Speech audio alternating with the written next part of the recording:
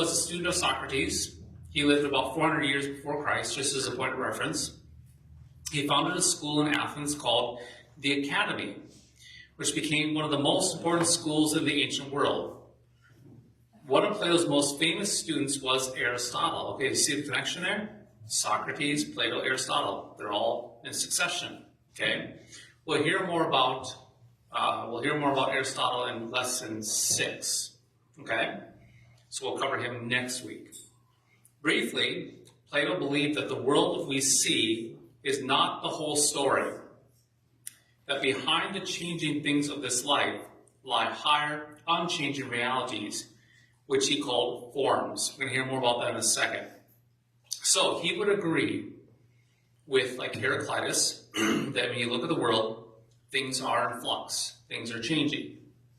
But then he would say that behind the changing things of this life, there's a higher realm called forms that's unchanging, okay? So behind what we can see and touch and feel and what we experience is a realm of the forms. Let's unpack this realm of forms by Plato's cave. Okay, now who's heard of Plato's cave before? Okay, so this is probably one of the most famous metaphors or stories in philosophy. I was mentioning to some of you that when I read this, for whatever reason, it becomes kind of creepy to me, this story. It's a little eerie, but nonetheless it teaches exactly what Plato is getting at with the realm of forms. So, let's get into Plato's cave. Plato once told a story about a group of people chained inside of a cave.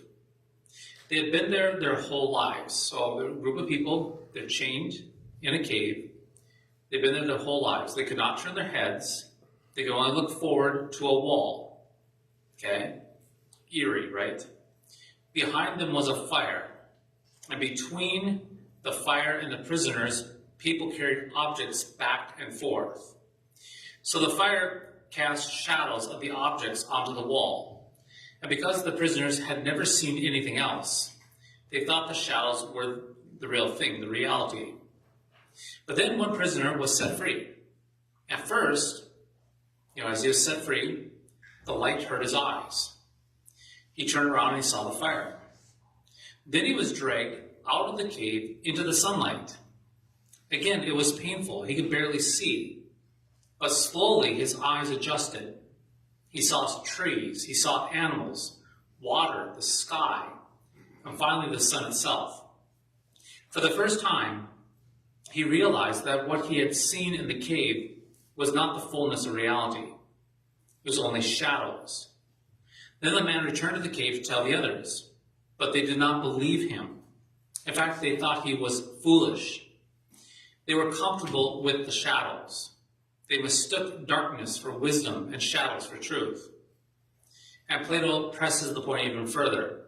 If the prisoners could get their hands on the man who tried to set them free, they would kill him. Why?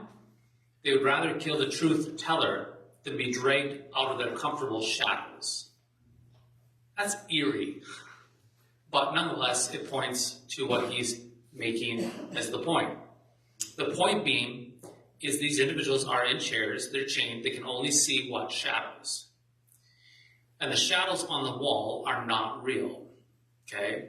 And then when they're set free, they can see what? The light. And they're drugged out of the cave. As they go higher out of the cave into the light, then they can see the trees for what they are. They can see water, trees, animals, sky, and the sun. Hurts their eyes, but they can see the reality. So, let's put this together. What is Plato teaching? Okay, so we're going to follow a little further here, and then we'll look at this a little bit more specifically. So what is Plato teaching? Simply this. The visible world is not the whole story. The things we see around us are changing, they're fading, they're imperfect. We would say they're shadows. They are appearances. So the terminology, from my understanding, that we want to use if we're going to speak philosophically is we want to use the word appearance and form. So that which we see, touch, and feel and experience in life is what we call the appearance, according to Plato.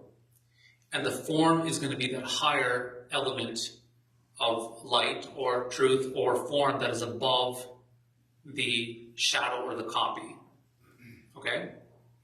So, Plato believed a higher and unchanging reality was above the appearance, what he called forms.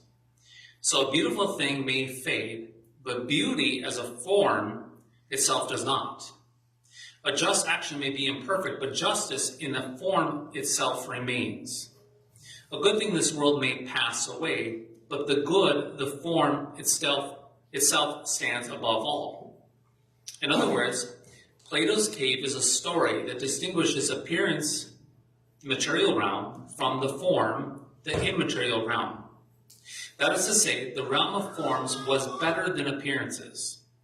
The realm of the immaterial form was more real than the realm of the material appearance. And so appearances are lower and they change. Forms are higher and do not change. Simply stated, Plato looked up, not down. He looked higher, not lower. Now, I want to pause there. Do we hear this Platonic thought in our culture? We actually hear it all the time. We will hear it all the time. We will have people aiming for the ideal, right? So you create something and it's like, blah, well, at least you're aiming for the ideal. What we're applying that to is the ideal form. So to a certain extent, we could agree with Plato that there is, in this world, we have all this, these copies and so forth, but there's an ideal, a form that we want to aim to. So to a certain extent, we could say, yeah, that makes sense, right? And so again, you would have what we see, touch, and feel, what we experience, what is material here is going to be the appearance. But then Plato would point higher, and you would point to the realm of forms as the ideal, as the standard, as that which we aim for. That makes sense? There's a famous painting that has Plato and Aristotle walking in Athens, and it has Aristotle pointing down with his hand, and Plato's like shaking his head, and he's going what? Up. So Plato's aiming for the what? Form, and Aristotle's looking down to the what? The material. Okay? So, pause there. Questions. Does that make sense? So the realm of the form is what? Higher. It's the ideal. It's the pinnacle. Okay? So he would basically say, yes, everything that we have is an imperfect copy here that we have. Everything's imperfect, it's not done well, and you have the ideal form that's above. Okay? For instance, you have a baseball bat. You have all sorts of baseball bats, but they're all what? Appearances of the perfect bat that is in the realm of the form that is up above, and we all aim for that to make that perfect baseball bat. Make sense? Okay. So I'm going to just finish reading this, read through this here, so that we can actually talk about it. Okay. It is clear from what we learned above that Plato's form stands in contrast to Protagoras' view. Now remember Protagoras? He said that man is the measure of all things measure as man, right? So his realm of forms, okay, Plato's realm of forms is the tip of the hat to what we say Heraclitus and the Logos. So remember Heraclitus, he said that you have all these changing things that are in flux. But he said there's this thing called the Logos that must hold things together. And so Plato definitely does a tip of the hat to Heraclitus in saying, yes, we do have things, let's just say in flux, that are changing, but there's an ideal, and the ideal is going to be the form, okay? So he is pushing back against Protagoras, and he is giving a tip of the hat to Heraclitus. So he acknowledges the realm of appearances, but then he subjugates this realm of appearances to the realm of forms. And so for Plato, mankind is not the measure of all things. The realm of the form is the standard for all things. Okay? So there's the realm of the form, for the good, the beautiful, and the true, is hovered in that realm of form. and everything else is an imperfect copy of that. Okay? It makes sense, right? Okay. Now, here's where I want us to actually point out. To be clear on the record, I am not a huge fan of Plato, just so you know. And the reason I'm not a fan of Plato is because it leads to what we call dualism. Let me explain to you what we're getting at here, okay? So let me read this, and then we'll put it all together. A caution is needed here. Plato's distinction between the higher realm of the forms and the lower world of appearance can easily lead to a dangerous, what we call dualism. Dualism is going to be pitting two things against each other.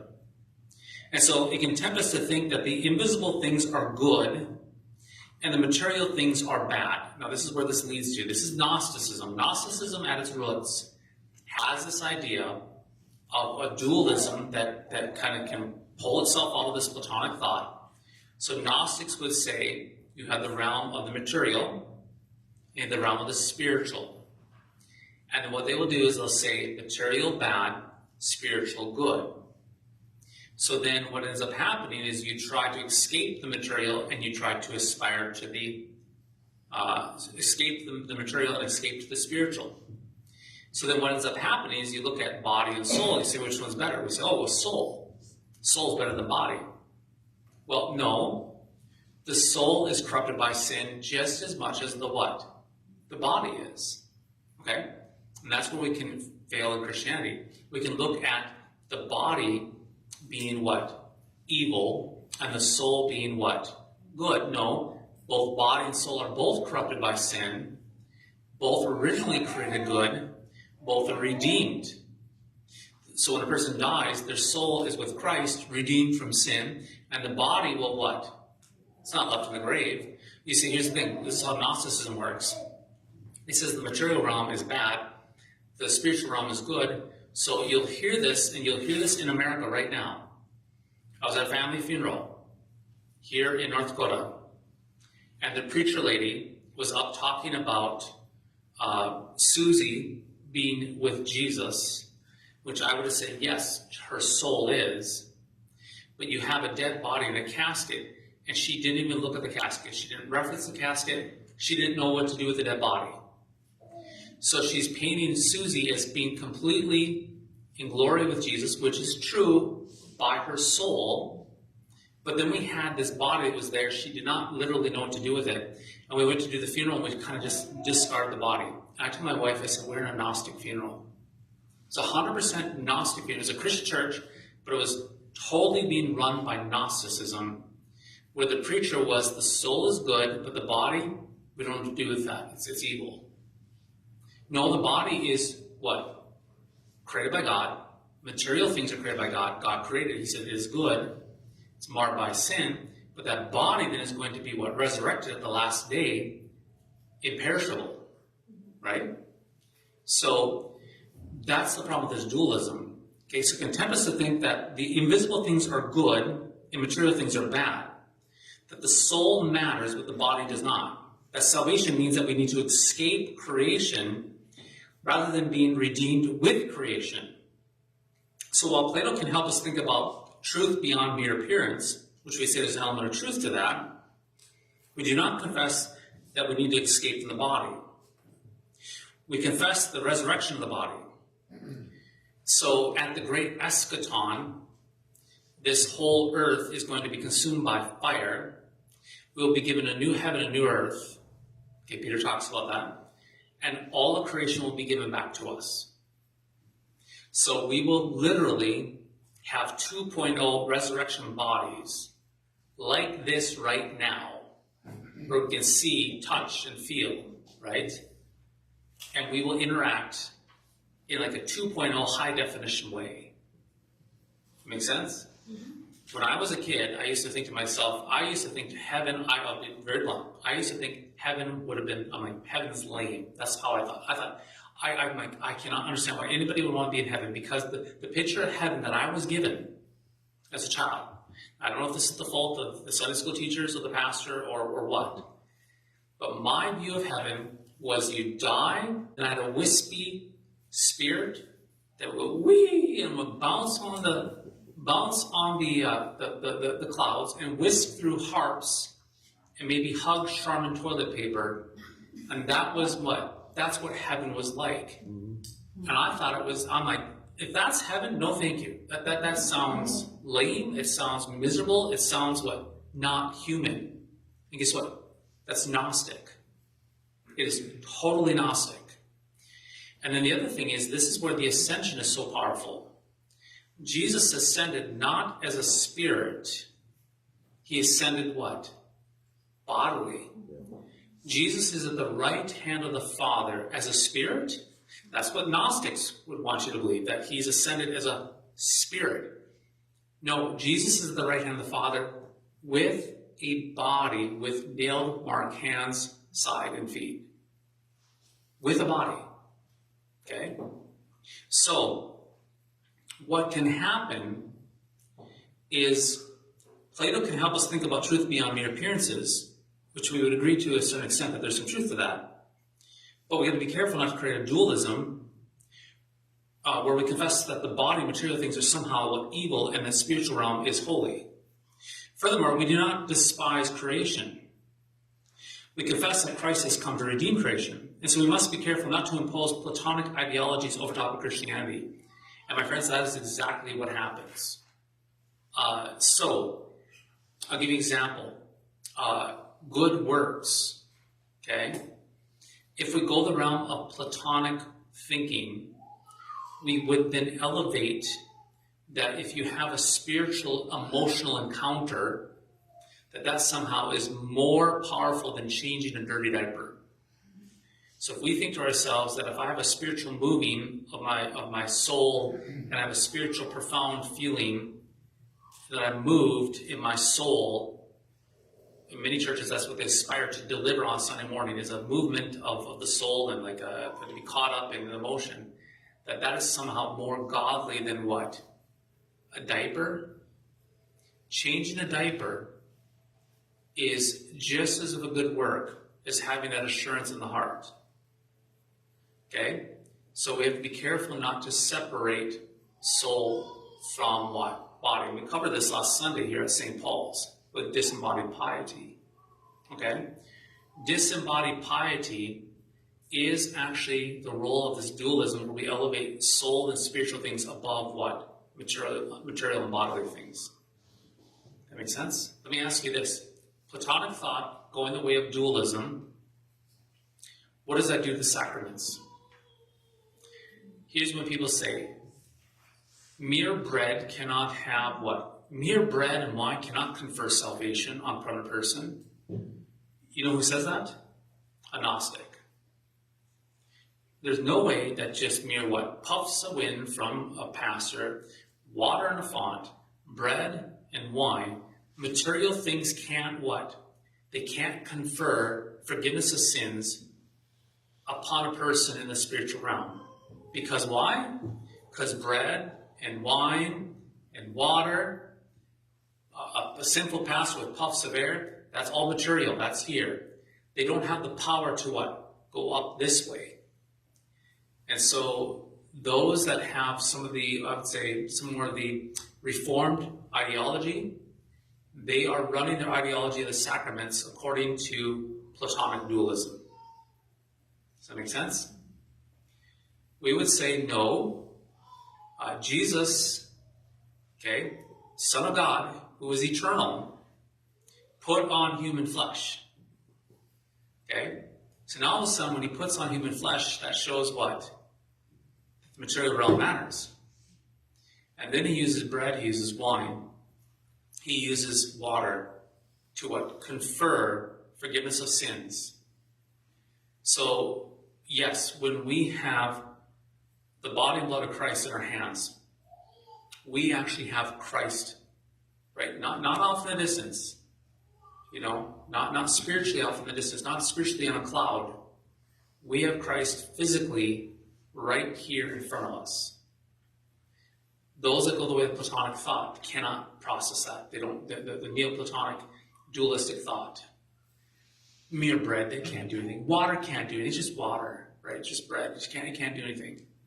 That's that dualism, that Gnostic thought.